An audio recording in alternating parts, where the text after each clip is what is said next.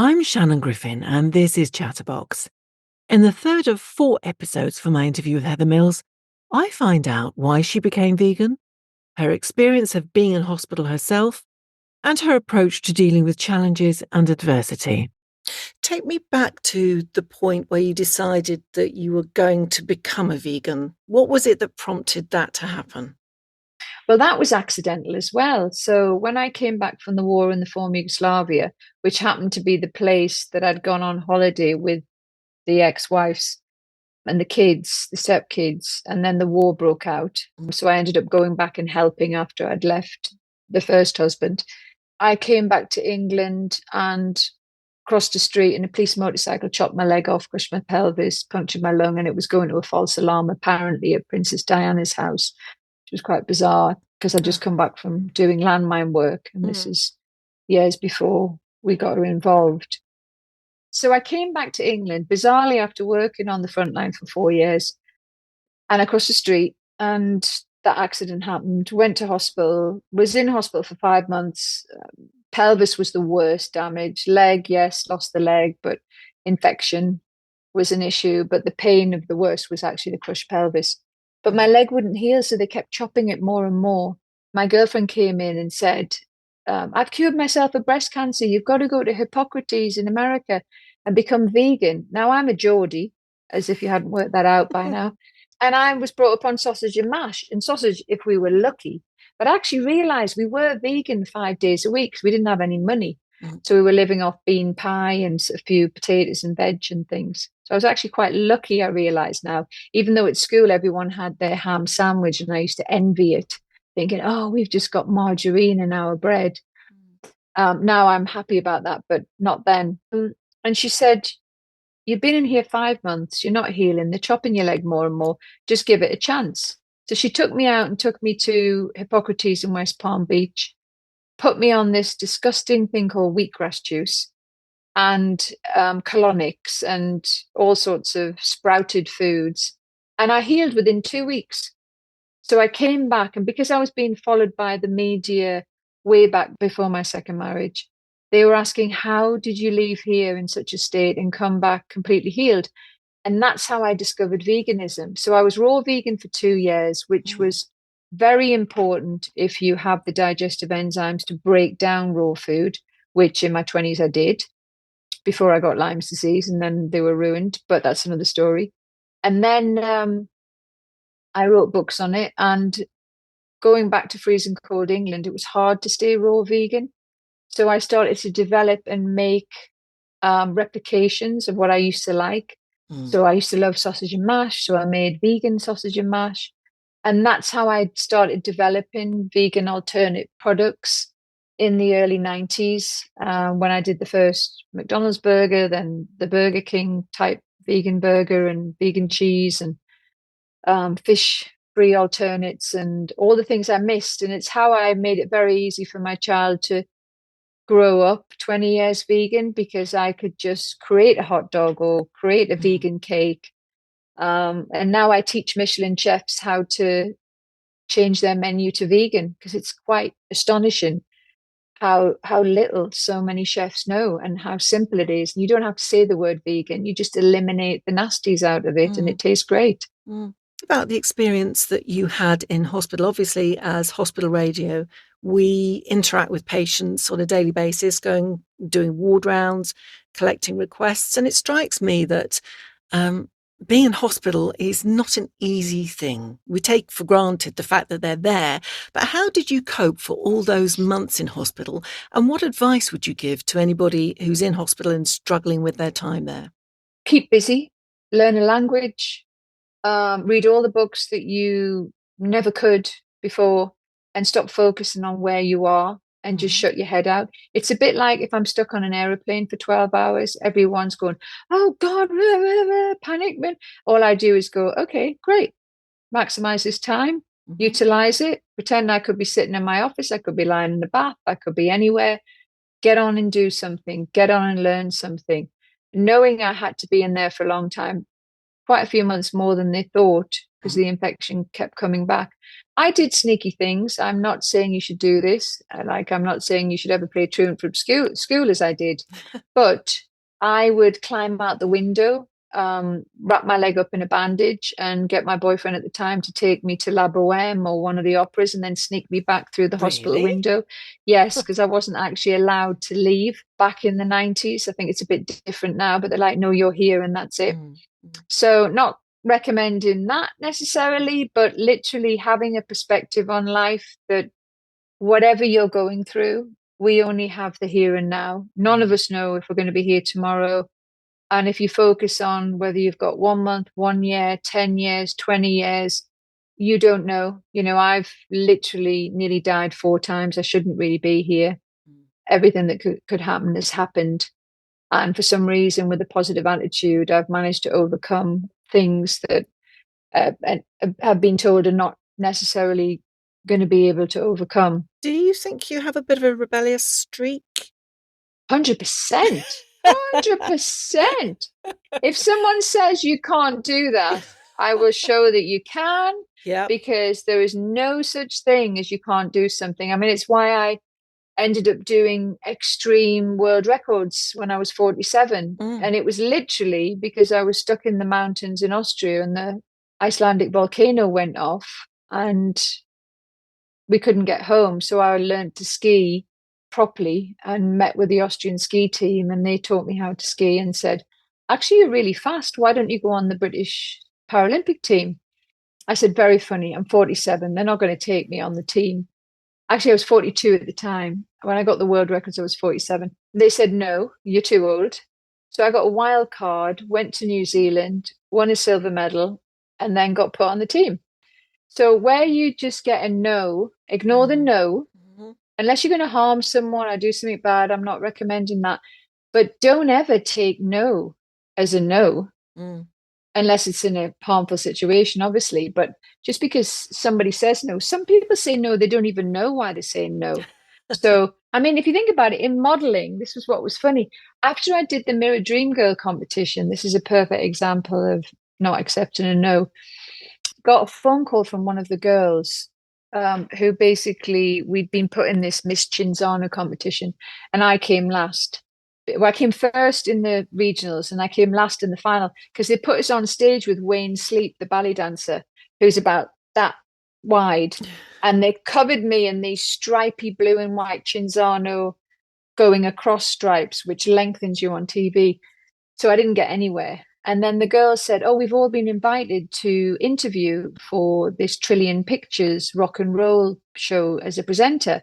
I was like, oh, when's that? She said, well, we got the letter. Didn't you get the letter? I said, no. So I rang up Trillion Pictures, this man called Philip Goodhand Tate, and I said, excuse me. I said, I haven't had a letter. And he said, well, if you haven't, then you're not invited for the casting. And I thought, no way, absolutely not. So I asked my friend where it was at, and I bought a pizza and pretended I was a pizza delivery person.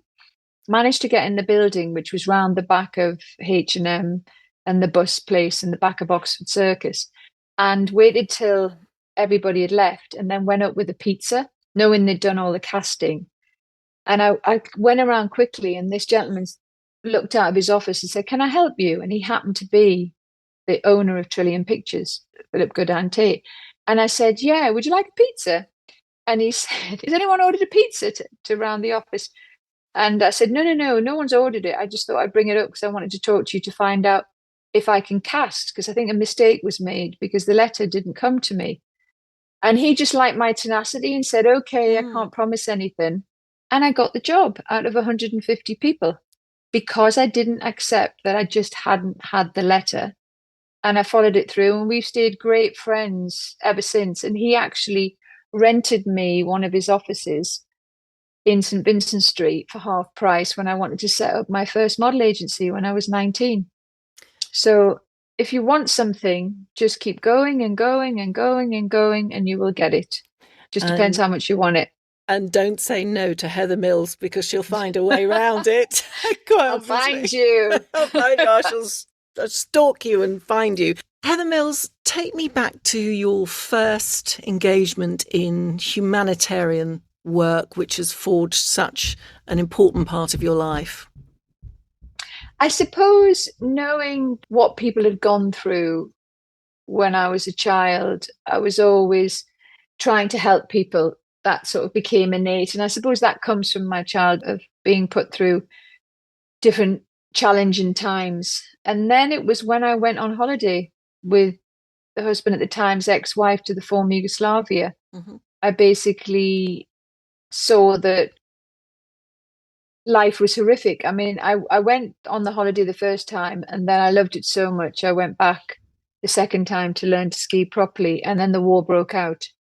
And I had a lot of people that I'd made friends with. So I drove them over the borders of Port Koren, from Ljubljana into Austria, and over to Klagenfurt, and brought them back to England. At the time, when I came back to advise the Shadow Defence Secretary, David Clark, because he was the only one that would respond to my calls Mm-hmm. and letters and faxes, because I inundated him. And I said, if you don't get in there now and do something, there's going to be huge massacres. But unfortunately, because there's no gas or oil for the big countries to take, they have no interest in helping Mm. countries that can't give them something that they get something back Yeah, for. yeah. It's always about money. Don't ever think wars are about that Britain or America help or about humanitarianism. They're not. They're about, can we sell them weapons? Can we take their oil? Can we take their gas? We have terrorism because of what we've done to those countries. Mm-hmm. And terrorism is not right in any situation whatsoever. But having worked in Iraq and, loads of different war zone countries, I know why we are so hated as a nation and why there's so much anger to us, because we brought that upon ourselves. And I don't mean we, I mean the powers that be. Yeah, yeah. So I saw a lot of that working over there, and I basically set up a refugee crisis centre at Adria Airways, which was the airline in Conduit Street, just off Oxford Street and Regent Street in London. Got loads of the refugees jobs. They were sleeping on the floor all over my house. They're still great friends to these days. And then they were around for about a year, and then we took them back to the former Yugoslavia and started setting up health help areas, and it just escalated. It was absolutely horrific. And so I saw how atrocious it was that United Nations could only stand there and watch what was going on. And yeah, so I ended up very involved, and I still had two legs at the time. It wasn't until I came back to advise the Shadow Defence Secretary that I lost my leg crossing the street. So Mm-hmm. when people say, "Oh my God, you worked in so many war zones," or when I see people worry about, "Oh, I can't cross the street because of this," or "I can't," when you're going to go, you're going to go.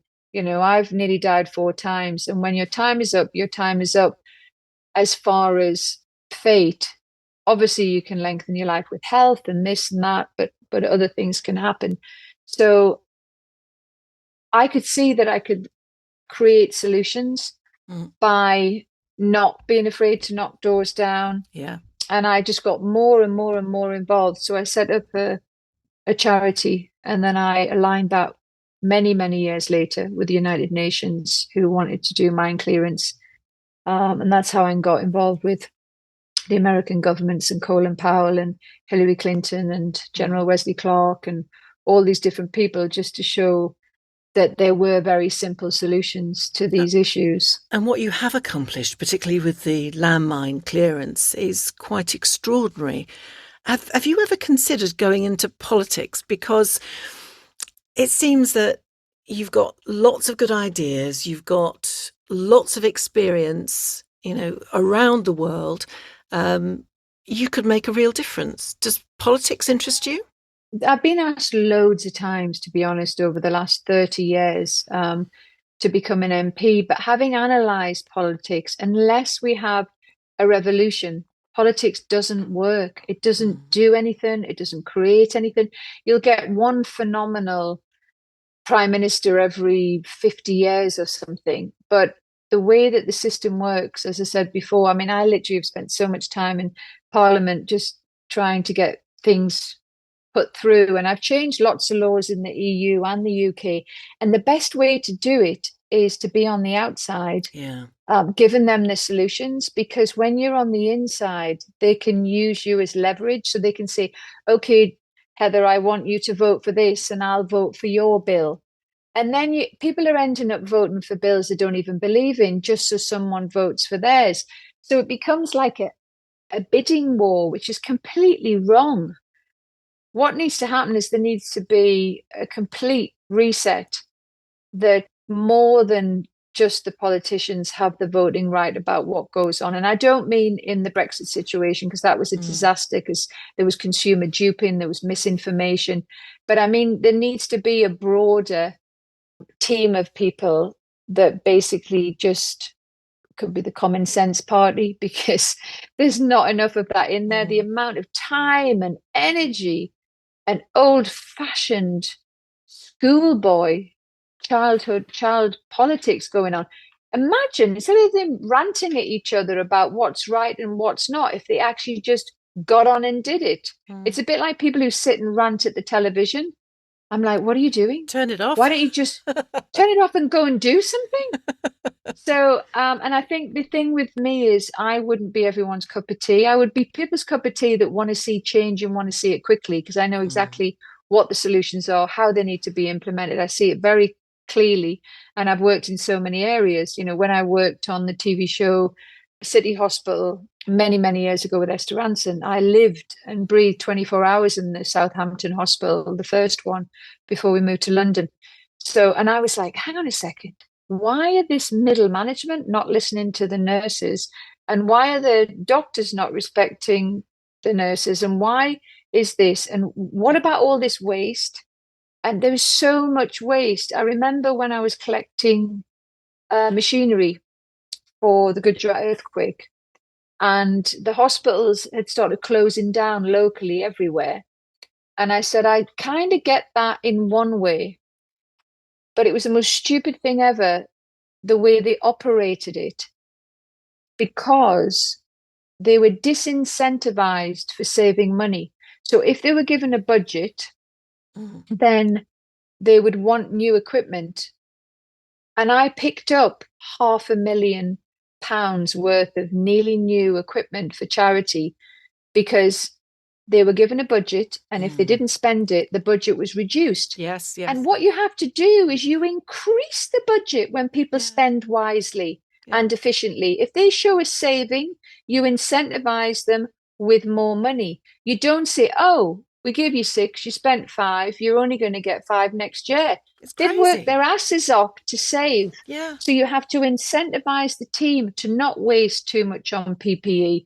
All of those pennies can end up saving lives, creating more beds, Mm. running efficiently, and incentivizing staff that if they save money, they're going to get more.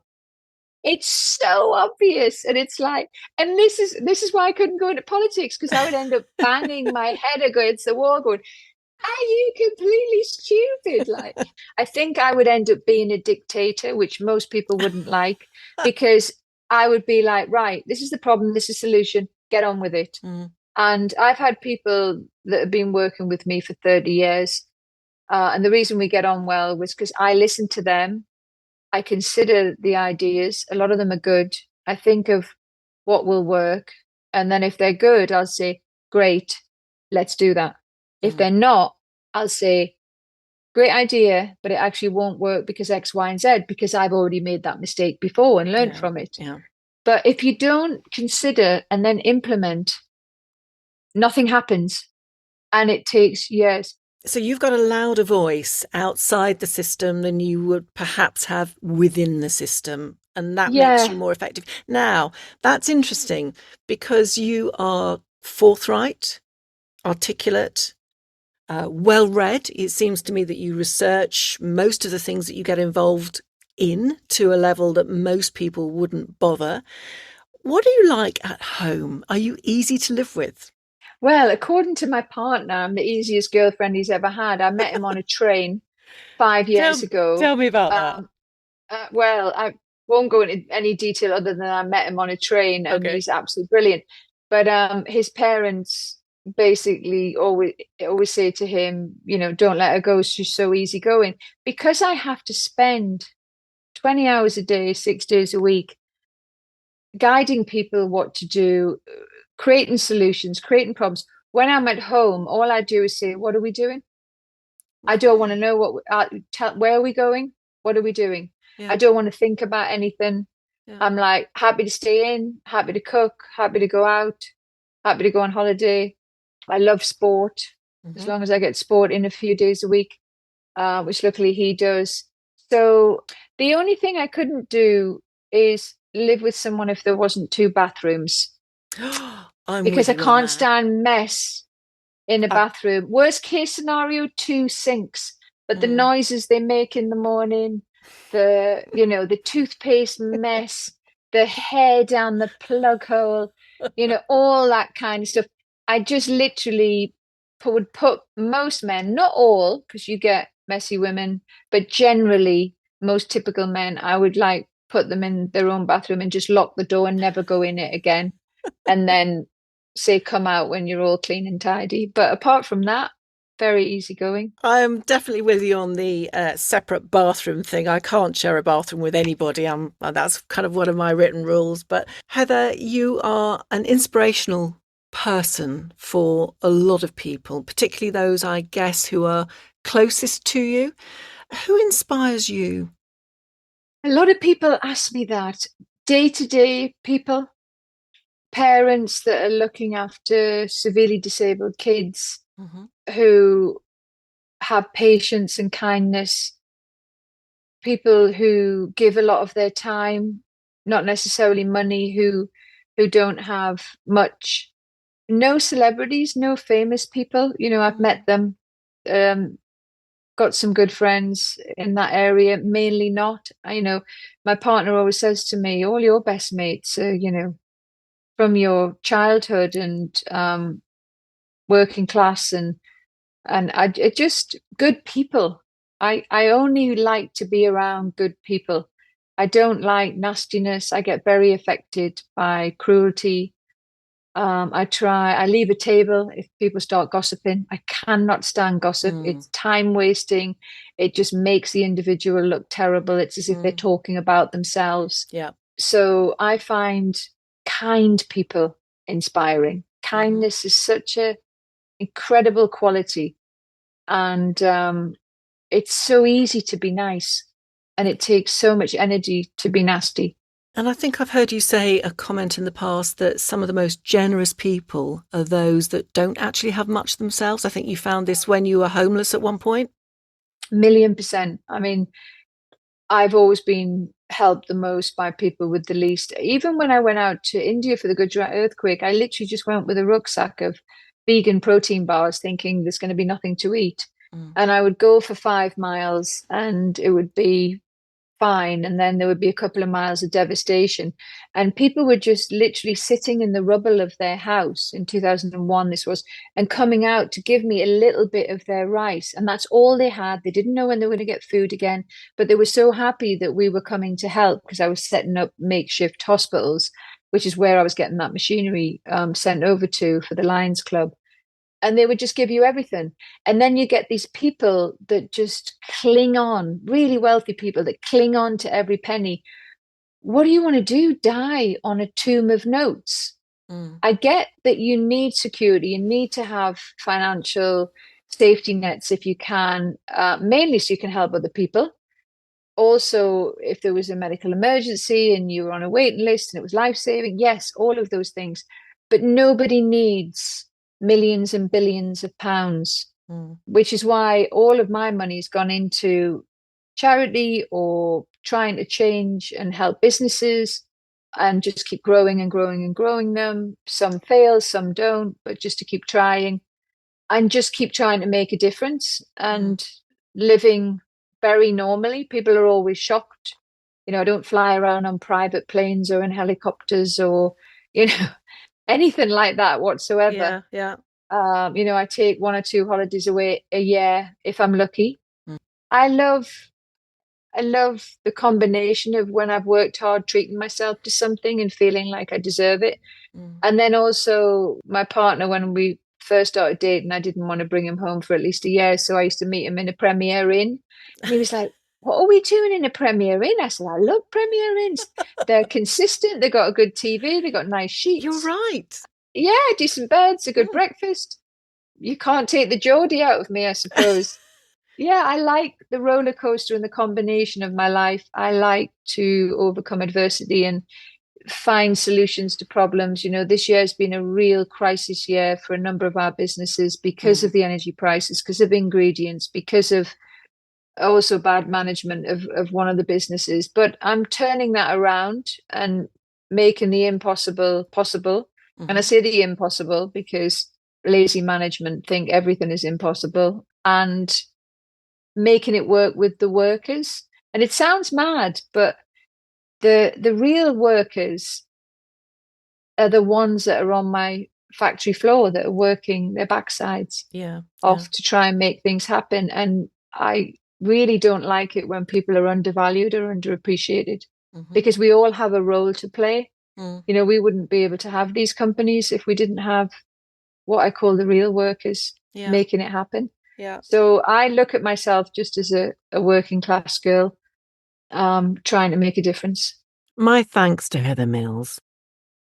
Join me in the final episode of my 4-part Chatterbox series, where I explore Heather's relationship with the press, find out what she had in common with Margaret Thatcher, and discover how she balances the relentless demands of the lifestyle she has chosen. And to listen to more episodes or find links to all of our programmes and videos, visit hospitalradiomedway.co.uk. I'm Shannon Griffin, and you've been listening to Chatterbox.